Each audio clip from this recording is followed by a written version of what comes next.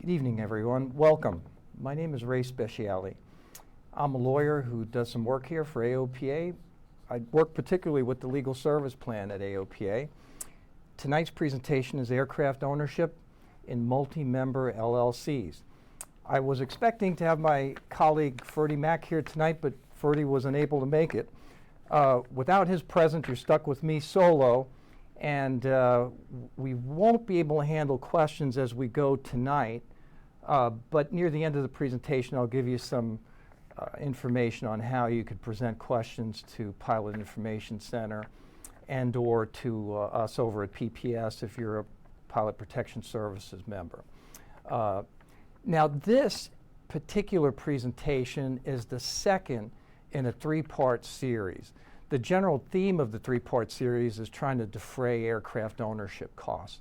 Last month, we did one on co-ownership. Tonight's presentation will be on another common way to defray aircraft costs through the method of multi-member LLCs.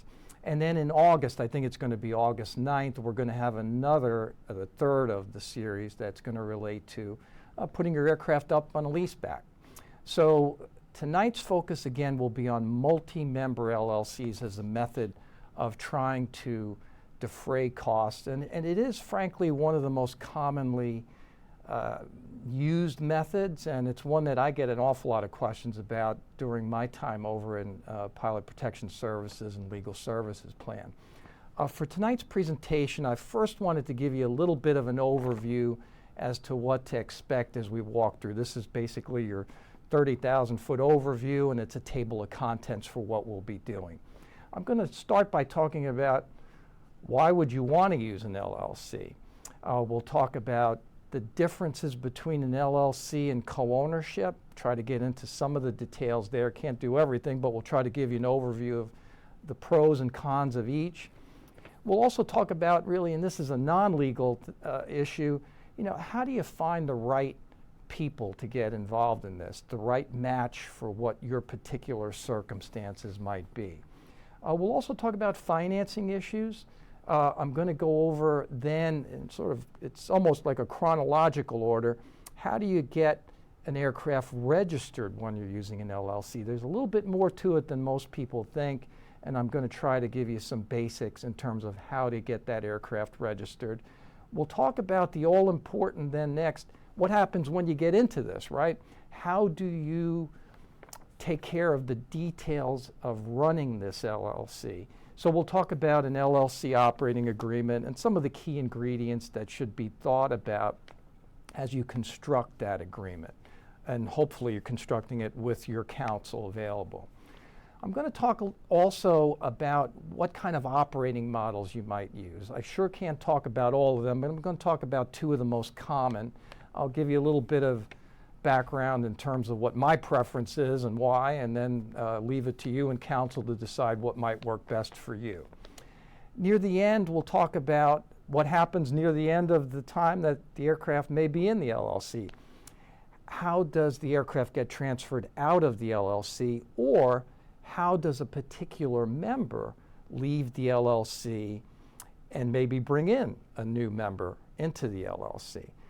Finally, I'll give you some information on how to send questions over to a PIC. If they're legal in nature, they'll try to get you referred out to counsel, and or if you're a legal service plan member, they'll send you up to us, and we'll be glad to talk to you.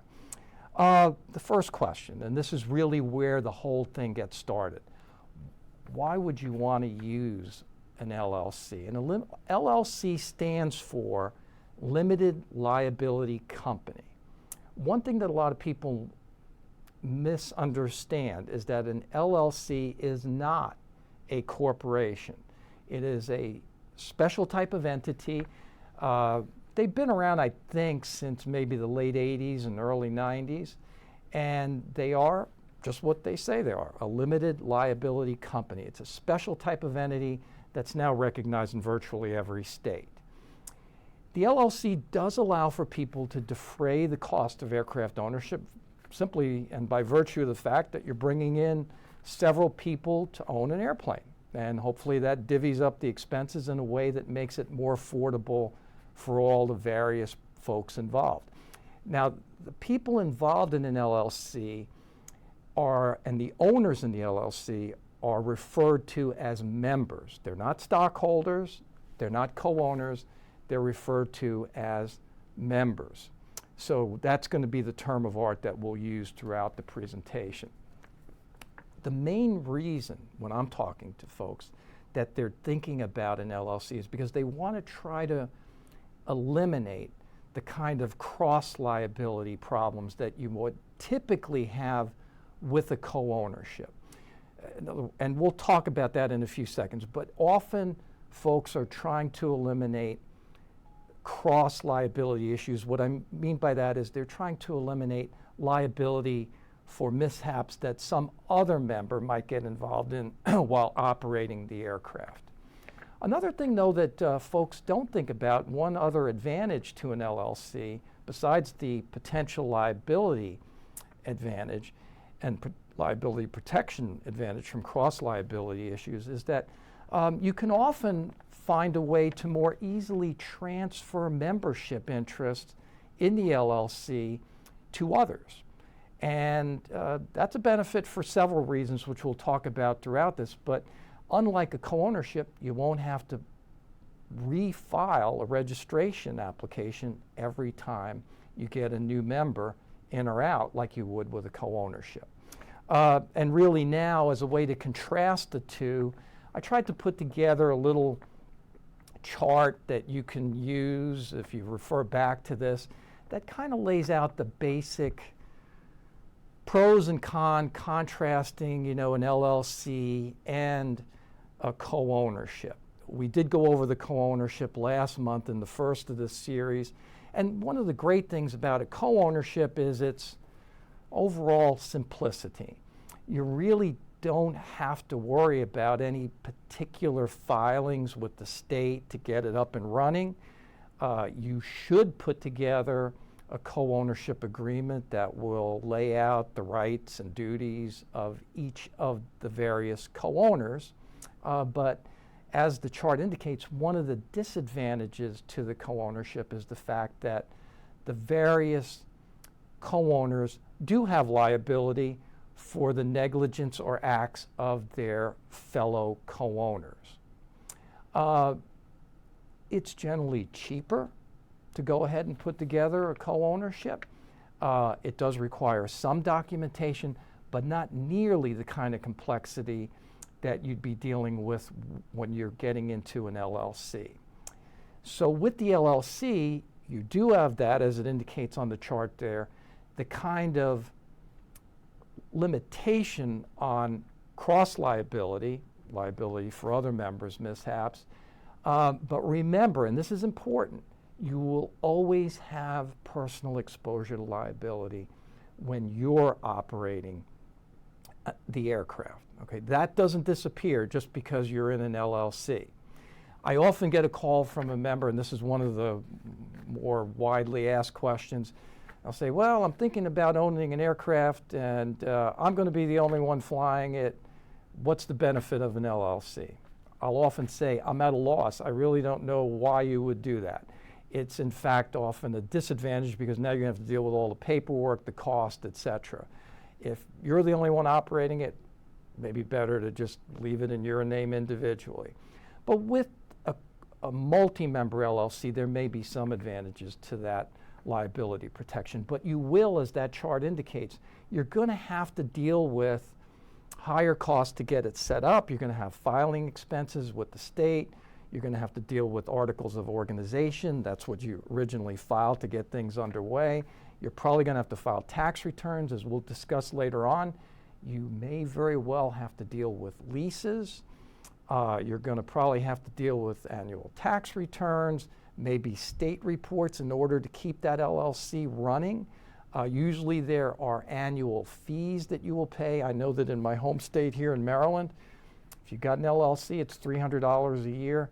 I've heard from members out in California, and I can't remember the exact amount, but it's $800, $900 a year to keep that LLC up and running. So that's just a rough idea of, what kind of pros and cons you've got, what kind of differences there are between the LLC and co-ownership. At the same time, you're thinking about, well, what kind of entity will we want to place this aircraft in, especially if you're talking about multiple owners, and in this case, multiple members. You're also going to want to be thinking about, well, and you should be thinking about this long before you get started, right? What kind of folks do I want to get involved with here? It might just be one other, two others, three others. You want to find the right match. And up on the screen there, there's a couple of, or a few considerations that you might be thinking about. What kind of aircraft do we want to use, right? Is it going to be mostly for business? Is it going to be for personal use? Is it going to be a combination of both for the various individuals involved? What kind of equipment do we need in that aircraft? One thing that doesn't get thought of too much is insurance limits, right? You will want to make sure that depending on the limits you want to get on your policy, that you've got a group of members who will all qualify for those limits. We'll talk about the types of limits that you need to be concerned about later, but if you want to eliminate, for instance, any sublimits, and when I say sublimits, I refer to things like per passenger or per seat limits, you may need to ensure that everybody's got certain types of ratings and hours in time and type and overall hours in order to make sure everyone's going to meet the requirements. So you want to select compatible members for a number of reasons, including insurance. You also want to make sure on a little bit more a softer front, right? Certainly, again, non-legal front, do personalities match? Sometimes that's hard if you haven't worked with some of these folks in a while. And sometimes even if you have worked with them, when you get involved in this circumstance, you might find out things about people that you didn't know before. So you want to be careful. You want to think this through ahead of jumping into a multi-member LLC or co-ownership for that matter. You're going to probably need to divvy up some responsibilities, things like scheduling. The good news is nowadays you've got a lot of electronic means for trying to schedule things. They're handy, they're easy to use, so not a lot of individual attention and time needs to be spent with that, but nonetheless, there needs to be some thought given. Somebody's also going to have to deal with lawyers or accountants. Who's the lucky winner for that? So you're going to need to designate someone who might be willing and able and ready to do that kind of work. And is anybody going to be willing to take the lead on maintenance responsibilities? All of this is going to have to be dealt with. You're all going to have to agree on whether everyone's going to deal with all of these issues or whether they will be delegated to particular members as this LLC matures and progresses. So this is a lot to think about. Usually it's best thought about before you actually embark on this endeavor. And we often see folks not doing that, but we would counsel you as best you can to do that kind of thinking prior to purchasing an aircraft and planning to put it into a multi-member LLC. I want to address for a couple of minutes here financing. Usually what we see, and folks will often ask me, well, how's this going to work? And usually what we'll see is that if there's any financing required, that the individual members of the LLC will on their own finance their share of the aircraft purchase. Some of them may have the ability to pay cash all in. Some of them may have to borrow. So the usual model we see is that the individual members who need to borrow to make their initial capital contribution will do so. They'll be on the hook for that loan themselves. And usually you'll want to avoid having the LLC borrowing the money and having the aircraft used as collateral. Why could that be problematic? Because you do often have members coming in and out of the LLC. It can be very complex. In fact, it can be a real violation of your loan agreement if you've got new people coming in and out. So you want to try to avoid that complexity. You want to try to avoid that confusion. So usually it is individual members who are doing the financing. And of course, if you do somehow wind up with the LLC financing the aircraft, you can almost bet that the bank or financial institution is going to require personal guarantees from any of the members involved in the loan, even if you weren't one of them who needed to borrow. So it is usually something to avoid. I guess that's some of the basics when it comes to the financing issue. Once everything is in place, the money's ready to go, and you're ready to purchase the aircraft, the next step is going to be actually making the purchase. The bill of sale is actually pretty simple overall. Whoever the seller is going to fill out that typical FAA Form 8050-2, the FAA Bill of Sale form, and that bill of sale form will indicate that the purchaser is the LLC. So whatever you've named it, XYZ LLC, that's what's going to show up on the bill of sale. This is unlike, remember, the co-ownership, where the purchaser had to essentially be each of the individual co-owners. So in this case, it's much simplified, and all we've got is the LLC as the named purchaser. What's a little bit more complex is going to be registering the aircraft in the LLC. I won't be able to go over everything, but I want to run through some of the highlights and some of the details of how you go about registering the aircraft. I'll often get a call from a member, well, I submitted the LLC paperwork, I submitted the bill of sale, and I submitted the registration application, and the FAA kicked it back. Well, I'd have to say 9 out of 10 times it's because they were missing certain required documents. So I wanted to address this here. Again, when you're handling registration for an LLC, you're going to use, just as you would in any other case, you're going to use a registration application, typically an 8050-1 form. Okay, and good news is FAA's got that form online, so you don't need all those carbon copies anymore. You can just print it up online, type in the information, and you're ready to go.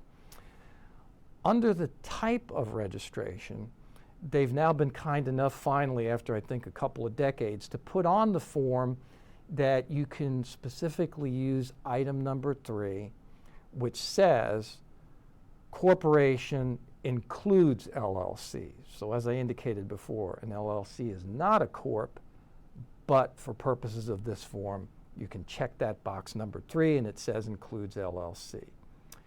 All you need to do is put in the name of the LLC as indeed the applicant for registration. One thing to be sure about is that your LLC qualifies as a U.S. citizen. We hardly ever see this become a problem, but you do have to be cognizant of the issue. In order to qualify as a U.S. citizen, 2/3 of the board or managing members or officers and 75% of the voting interest, the voting members and their interest, needs to be owned or controlled by persons who are U.S. citizens.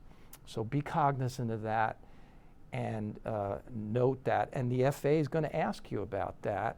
And where that's going to come in, and this is a good segue to the next slide, is that you're going to need to fill out what is often called the LLC Statement.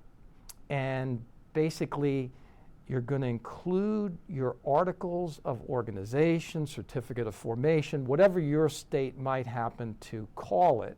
That's going to need to go in. You'll need to send a copy of that to the FAA along with this written LLC statement. I've detailed everything that they would typically ask for here, but in essence what it's asking you to do is enumerate who the members of the LLC are. You're certifying that they are in fact U.S. citizens. You're also telling the FAA whether or not these members are in fact managing members or whether they are just simply members. And you're also going to indicate on there whether or not the LLC is managed by the members or by a specifically designated managing member. That's going to be one of their questions, because they want to know who's in charge, and they want to make sure that the people involved are all U.S. citizens. Okay. Normally, once this is all in place, if you do have members who are not U.S. citizens, you're going to need to explain.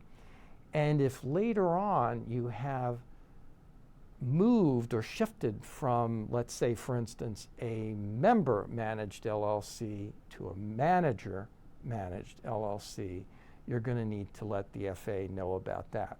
Otherwise, the good news is that changes in ownership will be sort of seamless with no need to go ahead and re-register the aircraft every time you change LLC members.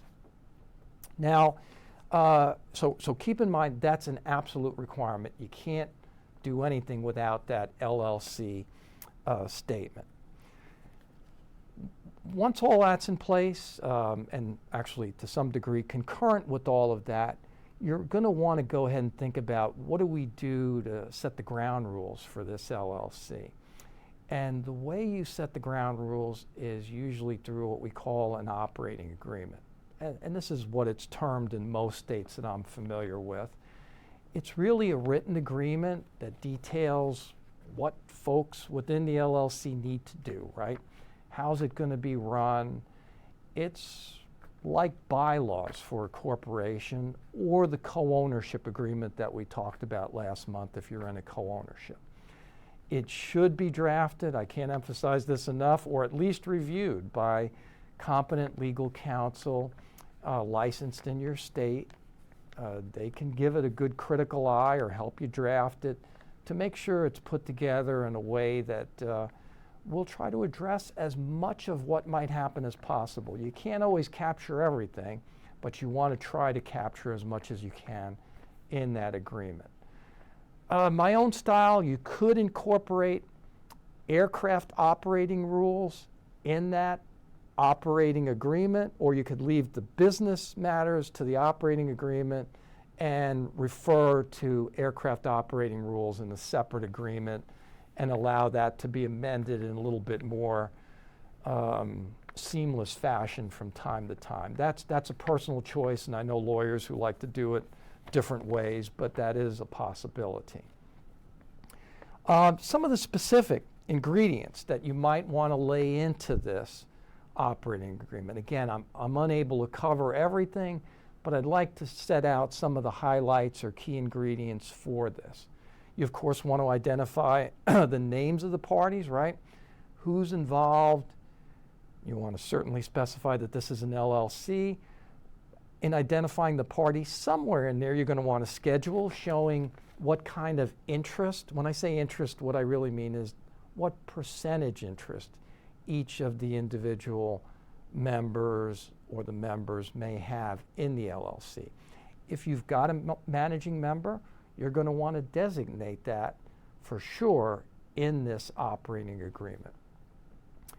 One thing that sometimes pops up, if you think that additional contributions may be needed later on for larger purchases, let's say avionics upgrades, things like that, you may want to specify whether additional contributions can be made mandatory, how many votes or what percentage of voting is required in order to get approval for additional contributions. This needs to be addressed in the early stages. To try to address it once things are underway may be too little, too late. So make sure that you've thought that through. With voting rights, you're going to want to make sure that you're clear on whether voting rights are determined by membership percentages, by number of members, what kind of vote will authorize a particular action. Does it need to be unanimous? Can it be a majority vote? Does it need to be 60% of the members? It's up to you at this point to choose that. And I can't tell you that there's any one way that's going to work every time. This is going to be something that's up to you as you put this together with discussions with counsel. You're also going to want to deal with, and this is really important and often neglected in terms of the details. What's going to happen when ownership interest or membership interest in this LLC are transferred? People are going to come in and out of that LLC. You at least want to plan for that. Sometimes people die, sometimes people get sick, they can't fly anymore, they might lose their medical, they might have to leave because their job has moved them out of town. You've got to be thinking about that. You've got to be thinking about what's going to happen when someone decides to withdraw. How are we going to value their interest in this LLC? Is the LLC going to buy back their interest? Is it going to need a right of first refusal, for instance? If the LLC doesn't want to buy it back, well, are they going to be able to sell that interest to a third party who needs to be approved by the remaining members in the LLC? All of this is going to require some thought up front. You don't want to wing it and have this sort of thing happen in the middle of the process and then run into trouble. So those are a few of the things. A few other things that might be thought about as well. If we do have a new member who might come in, how are we going to go about the admission process? Is it going to require a unanimous vote? Do 2/3 of the members, 3/4, majority vote? How are we going to do this? Another very important issue to be addressed right up front. One other thing that often is ignored too, and I like to have folks think about it way up front, is as you go through this, people are going to have to be writing checks, right? And these checks are going to go to, and this is worth stating now and again several times, the LLC is going to need it's going to need its own bank account. These checks can't be going from members to vendors or mechanics or whoever you might be using. Otherwise, the point of the LLC is defeated, right? It's no longer being treated like an entity. So the LLC at least is going to need its own separate bank account. But as money goes in, are you going to want to collect a certain amount of reserves, either on a per hour of use basis or some other basis, because you know that someday out there you are going to need to upgrade avionics. Someday out there you are going to need an overhaul. There's going to be a need for a paint job. How do you deal with that? I've always thought, and not everybody agrees with it, but this is just my view, that it's better to collect as you go. Because if you don't, it does leave the door open for people to potentially withdraw right before there is a significant event that might cost some additional money. So I've also advocated that there be, in many cases, a second bank account where those reserves are held so that it's much harder to violate those for day-to-day operating expenses. I urge you to think about that as you go through this and carefully think about the numbers that you need to make this a viable LLC. You're going to want to talk about insurance, right? What kind of limits do you want? We'll talk about that a little bit more in just a few minutes, but this is clearly something where you want to spell out what kind of minimum liability limits you want, what kind of insurance company you may want to work with. This needs to be thought through now. You're going to want to think about, well, who's going to handle tax matters? In many cases, and we'll talk about the different models of how the different ways this might work, but often the LLC may need to file a tax return, federal and state. So who's going to take care of that? How do you want to be recognized for tax purposes? These are things that are going to need to be agreed to. Aircraft operations, again, something I'll discuss in detail a few minutes from now, but that's something else that should either be referred to in the operating agreement or laid out specifically in that LLC operating agreement. And then finally, you want to have some provision. This isn't the most pleasant topic to be thinking about right at the beginning, but you want to think about, well, look, if there is a dispute, what law will govern the dispute? What venue will we bring that dispute to? because often you might have LLC members from different states, depending on where you might be located. So you want to make sure that you've thought this through early and that you're saying, look, if we're going to do this, for instance, I'm here in Maryland, we're going to have all disputes governed by the courthouse in Maryland in our county. Or I've seen in some LLC operating agreements drafted up by colleagues that they prefer to use alternative dispute resolution, things like arbitration or mediation, and they'll build that right into the agreement. It lays it all out at the beginning so there's no questions as you move forward. Another important consideration. A little bit of an emphasis now on the insurance question. You do need to be mindful of the fact that if we're talking about more than 4 or 5 members, and this is not more art than science, right?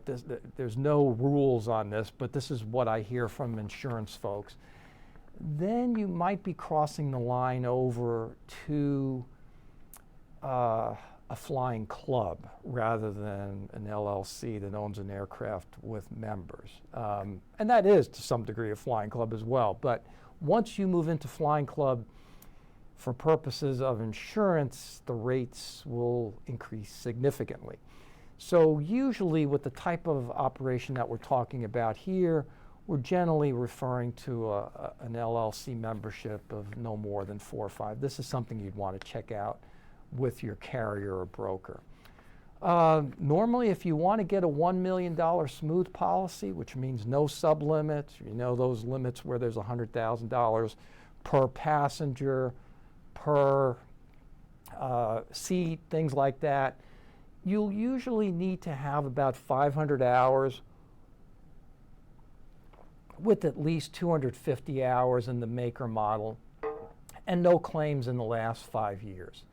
This can vary pretty widely from carrier to carrier, so you're going to want to make sure, and this would actually be best to think about as members are being solicited, right? You want to make sure you're soliciting members that'll fit this profile. And also think about the fact that if there's an open pilot clause that you want, it will generally be removed once you get past 4 or 5 named insured. Again, this will vary a lot from carrier to carrier, but it's the sort of thing that you want to think about early.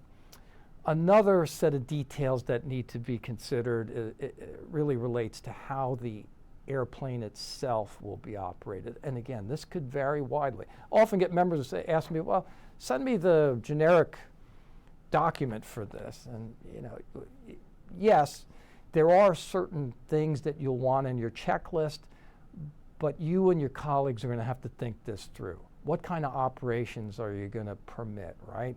Do you want to specify runway type and length? Some folks might not want their tricycle gear operating on grass strips. That's something you need to think about early. You don't want to be fighting about that later on. Are international ops going to be a problem, or are you willing to allow for that? How do you want to leave that airplane, right? That's something that most LLCs will want to specify. Well, you got to leave it the way you found it, and hopefully that's going to be in good condition. Currency rules. You want to generally stick with the FAA rules on things like that. What's going to happen when we're using it for instructional flights? What kind of scheduling priorities are we going to put in place? The good news from my perspective is that while I will hear about disputes within LLCs, and often they're minor issues, one thing I don't hear a lot about are scheduling disputes. So people seem to have worked out a way to schedule aircraft, and that seems to work well. But maybe it's because they are thinking about it ahead of time, and they're actually laying those ground rules out. They're laying out preference weeks, preference weekends well ahead of time. So while I get a lot of questions about what kind of rules need to be put in place, scheduling seems to have worked itself out in many cases, and it could be to some degree that the electronic means of scheduling has helped to smooth out some of the potential rough spots with that. Now I want to talk a little bit about operating models. I'm calling it operating models, all right? And This is an area that is often neglected. And it's an area where I see different approaches. It does need to be thought through carefully. There's no doubt in my mind it needs to be thought through by you and local counsel. I'm going to go over the two types of models that I'll typically see. I'll throw in my own 2 cents about which one I prefer and why. But one of the methods that I will see is what I'll call the co-ownership model. And you might say, well, co-ownership, this is an LLC. Well, what I mean by this is that the members of the LLC and the LLC is treating the aircraft just as a co-ownership, as they would a co-ownership. The folks involved in the membership and in the LLC are just simply writing checks to the LLC, and they're in fact laying out what they're saying. We're going to put money in, and the LLC is going to pay money out for insurance, for hangar, for things like that. And in fact, they're really not running it like a business, and in many states that's not required, because in many states all you need to do is be running an LLC for any lawful purpose. So it might work. I have some concerns about it myself because really if you look at it, it might look like that LLC is nothing more than an alter ego for the individual members of the LLC. They're commingling the use of an LLC asset for their own personal use. Because of that, I've been often weary about treating the LLC as a sort of souped up co-ownership. I know I'll hear about saying that, but that is a concern that I've harbored for years as I've seen these different models. The model that I've preferred to see put in place, and that I've often put in place for my own clients, has typically been what I'll call the leasing model. Okay? With the leasing model, what's going on is that the LLC, which indeed owns the aircraft, you should always remember that. Once you place the aircraft in an LLC and that LLC has title to the aircraft, you don't own an aircraft. You own a membership in an LLC that owns an aircraft, but it's the LLC that owns that airplane. So how do you get to use the airplane if you don't own it? Well, one way that makes sense is that you will need to pay to get possession and use of that aircraft. And when we lawyers talk about getting possession and use of an asset, that equals leasing or renting the aircraft. So you would, in this model that I'm referring to, you would indeed be leasing it from the LLC. And it would require then that there be leases between the LLC, the members that might be using the aircraft. And one added benefit to this model is that if, let's for instance say that I'm a member and I'm using the aircraft in part for my personal use and in part for my business use. What I've often liked to do with that scenario is I would be leasing it from the LLC individually, and I'd have an individual lease with the LLC for my personal use. And then if I had a business entity, a corporation or another LLC that uses it for business purpose, that entity would be leasing it, and it would be much easier for that entity to then keep track of its expenses for use of the aircraft for tax purposes. So that's one advantage I like to see that comes from this leasing model. The other thing about the leasing model that needs to be thought through is there are tax consequences, because now that LLC is actually in the business of renting aircraft. It gets rental income from the various members and from the users. Remember, the users don't necessarily have to be the members. Of course, your insurance company will have to approve of all this. It will need to be run by your insurance company. Again, I haven't seen too many problems with insurance companies approving of this sort of thing, but that all needs to be run by them. But you've got now different users. And the revenue, the leasing revenue, is going to go to the LLC. It's going to go to the LLC's bank account. The LLC will then write checks for hangar, for insurance, for maintenance, and all the other things that need to be paid for. Typically, that will require 2 streams of income. All right, I don't want to get too far in the weeds here, but typically what it's going to require is 1 stream of income that's going to be fixed. And what I mean by that is, whether I'm flying the aircraft or not as a member, there are going to be these fixed costs. So whether I fly it or not, I'm going to have to pay some amount in each month or each quarter to cover these fixed costs. That's a calculation that should be made early on, and that should be shared by each of the members typically evenly. And then there would be, on top of that fixed stream of income to the LLC, there would be an hourly or use-based rate that would apply, for instance, a per-hour rate that's built in whenever I use the aircraft. That's where I often see folks build in a reserve. And when the LLC gets paid, part of that might get diverted to the LLC's reserve account, some of it goes into the operating account, and then it gets paid accordingly to the various vendors and whoever else is getting paid for the operation of the aircraft. Now, that does bring to mind that there are tax consequences because there are revenues and expenses and depreciation. So what I'd often see with this model is that the cash in is going to roughly equal the cash out, maybe with the exception of the reserves that are built up, and that's a good thing. But what you'll often see, especially in the first 5 or 6 years of this aircraft's life, while it's being depreciated, is that there will be losses. Those losses will often be attributable to depreciation expense. So how do you treat those losses? I'll leave that to you and your CPAs. I can tell you my own opinion on that is that typically those losses should be treated as what the IRS calls passive losses. And that means that the losses, as they get essentially distributed to the individual members, can't be used to offset your other sources of income like wages, salary, investment income, capital gains, dividends, things like that. And what then happens, though, the good news is, it's bad news you can't use it to offset those other things, at least the way I would handle it.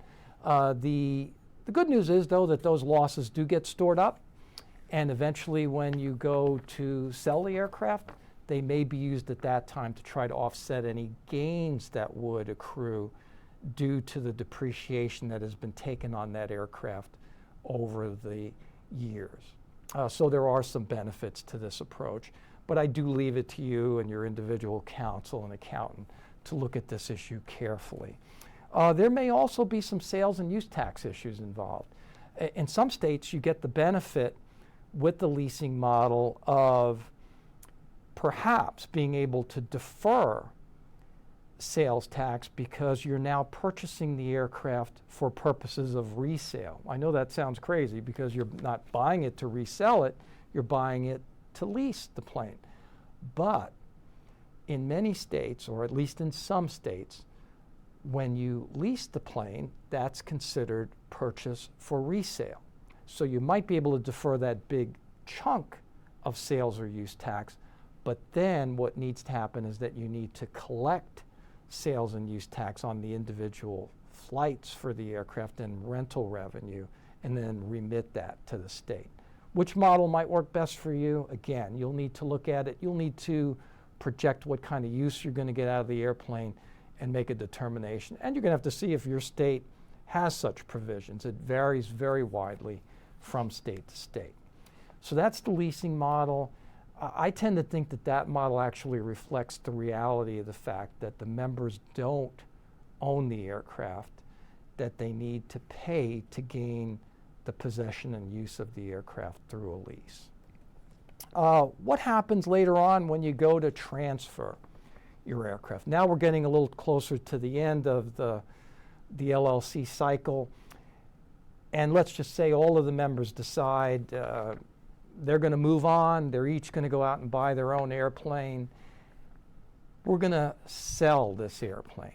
This is probably the simplest of all the scenarios. What will happen then is they're just going to transfer the asset. So there'll be a bill of sale that goes from the LLC to whoever the third-party purchaser might be.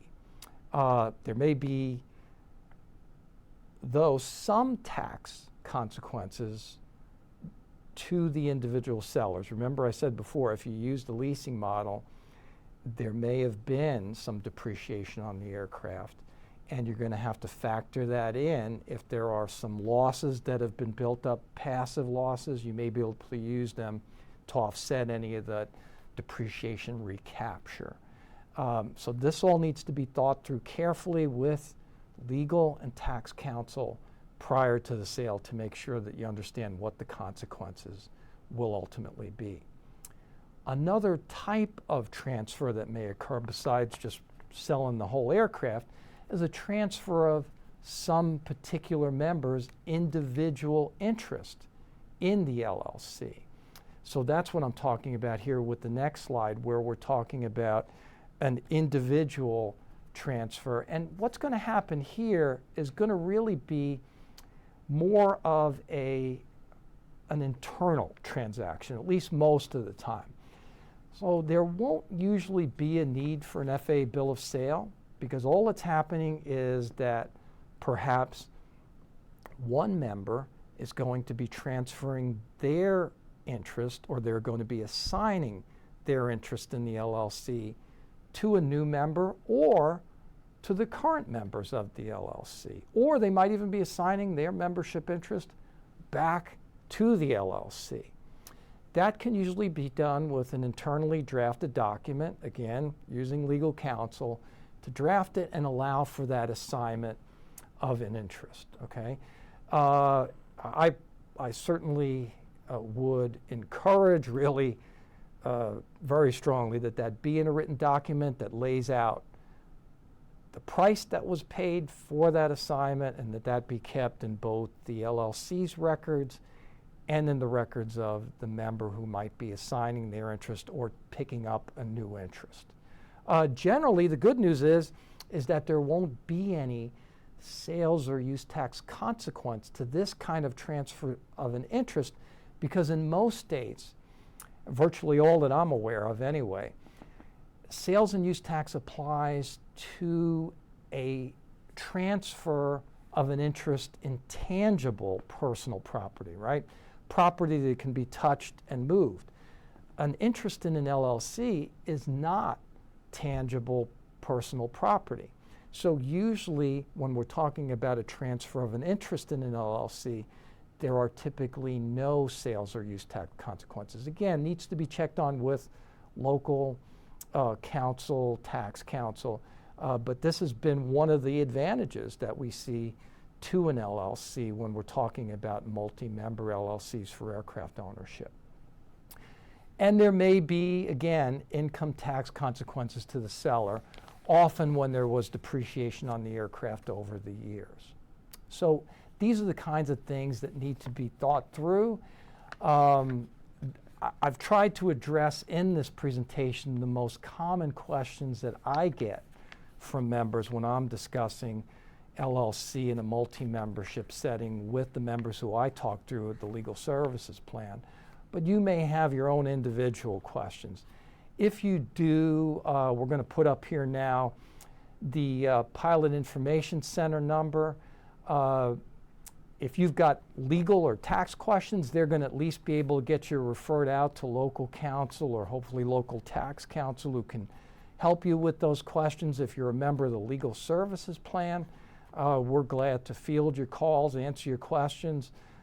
Purchase and sale of an aircraft is a covered matter under the legal services plan, and we stand ready to answer your individual questions as they may come. It's been a pleasure to work with all of you tonight, to address you tonight. And I look forward to working with you individually as members as we go forward. Again, Ray Speciale, my pleasure to be able to present this to you this evening. Have a good night.